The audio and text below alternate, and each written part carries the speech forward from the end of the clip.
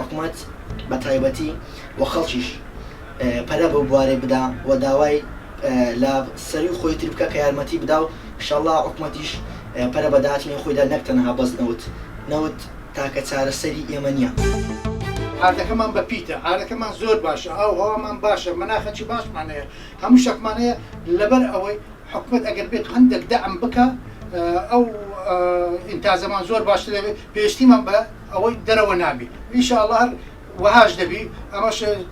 لەو حکوومەتە نوێیەی دەبینین کە دعمی فەلاح و دعمی هەموو قەتاعی بکە، ئینشاءالله سەرکەوتوش دەبێت حکوومەت. بەداخەوە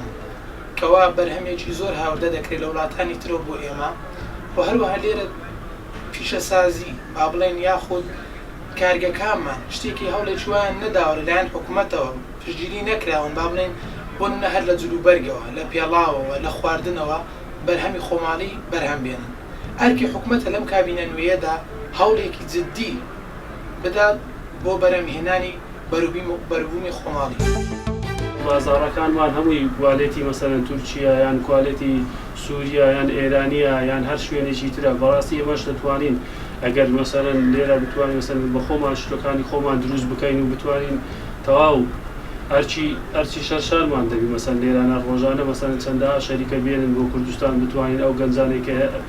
پیشەوەرن بتوانن ئەو فکرەیەکە هەیتیان بتوان مەسەلەن جێبەجێ بکەن. تا چەند بەرهەمی ناوخۆی زیاتر بێت و داهاتمان زیاتر دەبێت و گەنجەکان بێ ئیش نابن و ینی داهاتەکە ناچتە دەرەوە و داهاتی ناوە خۆمان زیاتر دەبێت و زیاتر پشت بە خۆمان دەبەستیت بۆ پێویستی زیاتر پشت بە بەرهەمی ناوخۆی ببەسترێت.